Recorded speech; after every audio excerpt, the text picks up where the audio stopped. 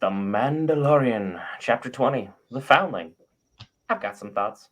So does he. Stay tuned.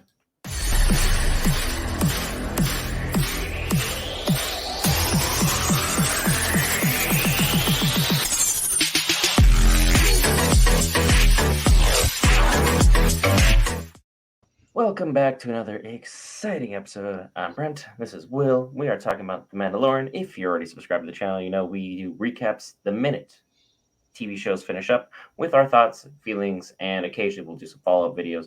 But for now, Will, what thoughts do you have for the people at home? I mean, I was kind of see where they were going with Mando and Bo-Katan getting redeemed. That kind of seemed like the end of their story, so to speak, as far as the main thing that I thought they were going to be going through this season is kind of leading up to that. So now what's the plan? Like, I don't know where we're going, but it seems like we're trending in a direction similar to kind of how Boba Fett went.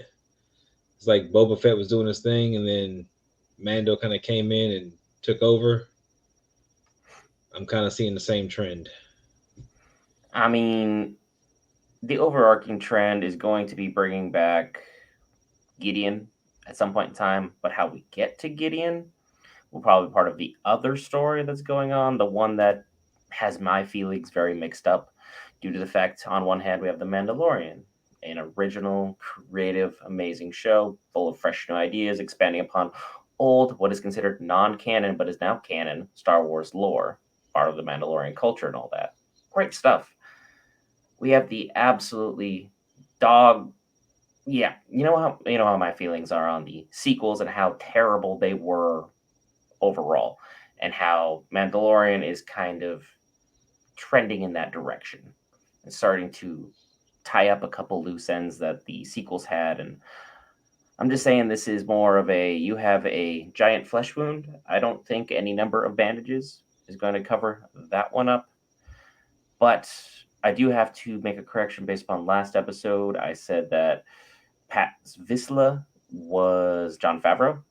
Apparently, they recast this season. Favreau decided he didn't want to don the armor, so that is a whole new actor altogether in there whose son just got saved. So that's a whole new thing going on there. And it seems like Bo Katan is trending in the right direction. She looks like she's ready for ruling. The people are being won over. She's accepting of the creed. She's following the creed. And now she's adopting a mythosaur as well. How do you feel about all this?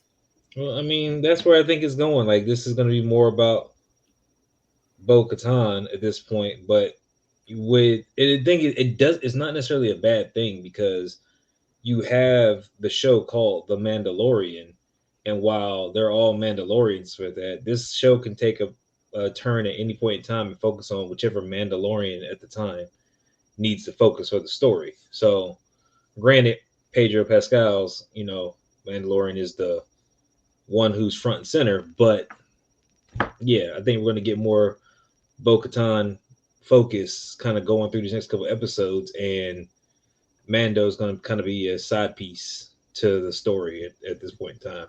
And I guess it's kind of because he's training Grogu to get to where he needs to be. So, yeah, we're going to get more of her arc, I guess, kind of fleshing out.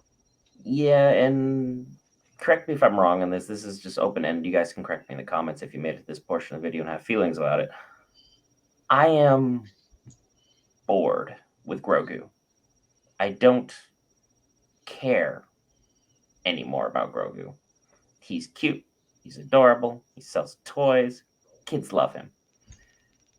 You went through all this deep stuff. You've kind of had your overarching journey. You had your path to be potentially a Jedi. You shot it down. So now you're going to be part of this brute, high tech society that hands on combat and blasters and jetpacks are 100% a part of. And you're all about 1 foot nothing. So there's going to be some difficulty in translating that in my mind.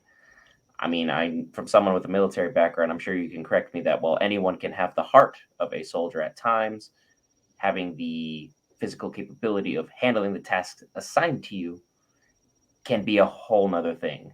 And I think Grogu in this society is a puzzle piece that just doesn't fit quite right. As much as I love the little guy. Yeah, I mean, I don't know much about the Star Wars lore in terms of Grogu and the species and stuff.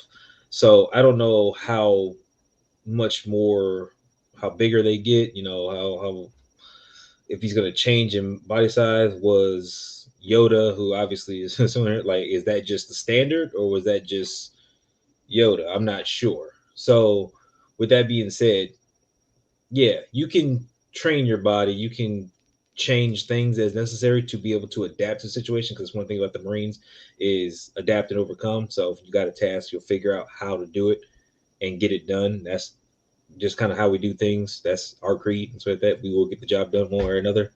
But I don't know where Grogu's going to go with it. But it kind of seems like he's going to be the bridge, kind of the Jedi Mandalorian. He's going to bridge it somehow if they do it right. So he could be, using the sword, using the blasters, using the force, and all this other kind of stuff to kind of bring some kind of hybrid warrior to the playing field, and we can kind of go off in that direction. But again, as of right now, he's a liability as far as Mando is concerned, and he's a liability as far as the show is concerned because again, everything was built off of him initially in the first two seasons, and the third season is just kind of he's there. I don't know if anybody, Gideon's probably still after him to use him for whatever he needs to use him for. But other than that, he's just there. I don't And know. ultimately, the only way that, in my mind, we can wrap everybody together is through Ahsoka. And her series is coming out later this year, which has not been pushed back, although Disney has pushed back several of their other projects to date. But Ahsoka is still supposed to drop end of summer, is what they were projecting, beginning of winter period. So be interesting to see if she makes any grand appearances, because ultimately her relationship with Grogu could definitely tie up some loose ends. I feel like we're pretty much done with Luke at this point. So I think that overall it's another satisfying episode from director Carl Weathers. But ultimately, I think most Star Wars fans are wondering, where are we going? Where are we headed? And why are we headed to this place? Because all of us expected this to be a huge arc to get into the waters of Mandalore that got recapped in 2 episodes. I don't have much else to say. Anything else from you?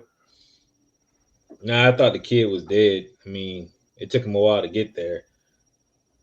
So I was It like, was a I was like, what's going on? And I was like, no, but yeah. Other than that, he Mando got some redeeming light from Paz Vizsla as far as saving his son. So that may have squashed the beef a little bit between them.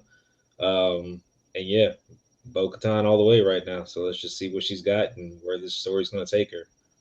If you guys enjoyed anything we had to say, be sure to hit that like button, hit that subscribe button, leave your thoughts in the comments below. If not, we will see you in the next one. This is the way.